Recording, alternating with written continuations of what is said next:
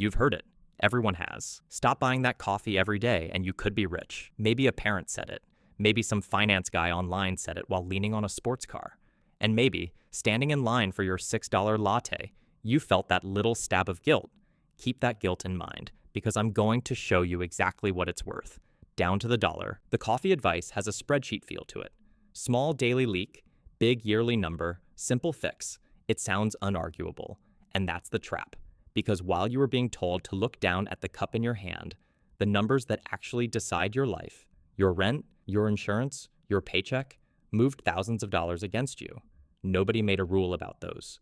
Just the coffee. This idea has a name. It's been sold in books for decades as the little luxury theory of why you're not rich. Skip the small stuff, invest the difference, retire wealthy. Whole careers were built on it. So it deserves a fair trial.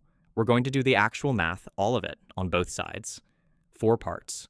What the coffee really costs, what actually broke your budget, why they keep pointing at the cup, and the trick they play with your calculator to make it look even worse than it is. Number 1. The coffee on trial. Let's be maximally unfair to you. Say you buy a $6 coffee every single day. Weekends, Christmas, every day of the year. That's $6 times 365. $2,190 a year. That's real money. No question. A vacation, a used car repair fund. So let's say you take the advice completely. From January 1st, not one coffee. You make it at home. You white knuckle every morning meeting. You do everything the book said. On December 31st, you have saved $2,190. Perfect execution. Hold that number.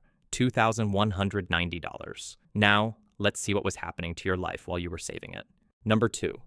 What actually moved? While you were skipping coffee, your rent went up.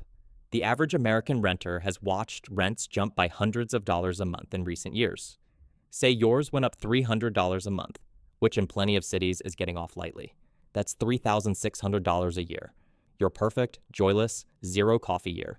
Saved $2,190, and one line on your lease took $3,600. You gave up every single cup and finished the year $1,410 further behind. And rent didn't act alone. Groceries are up roughly 25% since 2020. Car insurance has jumped by double digits. Health premiums climbed again. Stack those on the same year, thousands of dollars gone before you chose anything. You didn't get to vote on a single one of those numbers. The only number you controlled was the coffee, which is exactly why the coffee is the only number they talk about. Think about what that actually means for a second. Every one of those increases landed on you the same way. A renewal notice, a new premium, a slightly higher total at checkout. And every single time, there was no headline, no guru, no video telling you to fight back. You just paid it, because that's what you do when a bill goes up and you still need somewhere to live, a car that's insured, and food in the fridge. The coffee is the only line item on that whole list where anyone ever asked your permission first. Number 3, why they point at the cup. Ask yourself who benefits from the coffee story. Start with the people selling it. The little luxury theory has moved millions of books and built entire careers. Guilt is a fantastic product. It's renewable. You can feel it every single morning. But it goes deeper than book sales. The coffee story does a specific job. It keeps the conversation on your choices and away from their prices. If your problem is lattes, the solution is discipline, and discipline is your job. If your problem is rent rising $3,600 a year while wages crawl, the solution involves landlords, insurers, and employers, and suddenly it's their behavior on trial. Every minute you spend auditing your own small pleasures is a minute nobody spends auditing them. The cup isn't advice. The cup is a decoy. Number 4, the millionaire math trick. There's a second half to the coffee pitch, and it's the impressive sounding part. Don't just skip the latte, they say, invest it. $2,190 a year at 8% returns for 40 years compounds to more than $500,000. See? The coffee really is making you poor. It sounds like math, so nobody argues with it. Let's argue with it. First, the projection needs you to invest every coffee dollar perfectly for 4 decades and never touch it. Not for the layoff, the medical bill, the transmission, one real-life emergency, and the beautiful curve collapses. Second, that $500,000 is in future dollars. Run 40 years of inflation against it, and its real buying power is a fraction of the sticker. Third, and this is the trick, notice what they never compound. The other side. Apply that exact same 40-year compounding logic to rent rising a few percent a year, and the money leaving you dwarfs the coffee money by an order of magnitude. Compounding is only ever demonstrated on your latte, never on your landlord.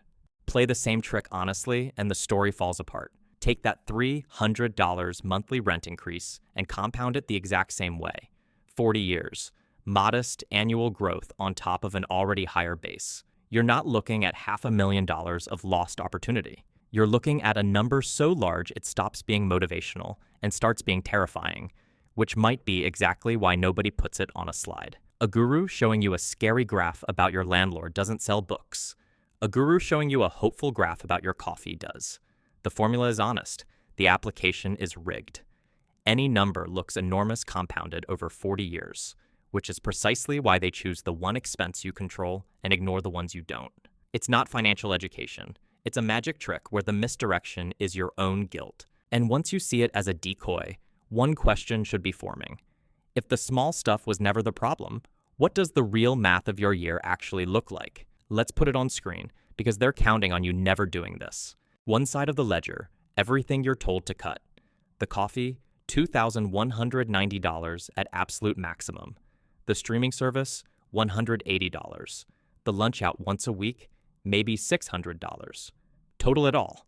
Live like a monk, and you might claw back $3,000, $4,000 a year at the cost of every small pleasure you have. Other side, the numbers you're told not to question. Rent, up $3,600. Groceries, up over $1,000 for a family.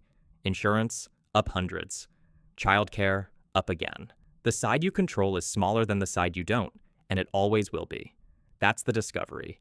You could win the coffee game perfectly and still lose the year. And that's when the guilt should flip to something else. Because the story that made you feel small at the register wasn't bad math by accident. It was good marketing on purpose. They handed you a magnifying glass and pointed it at the smallest number in your life, so you'd never point it at theirs. Buy the coffee or don't. That's genuinely your call, and skipping it is fine advice for finding a few spare dollars.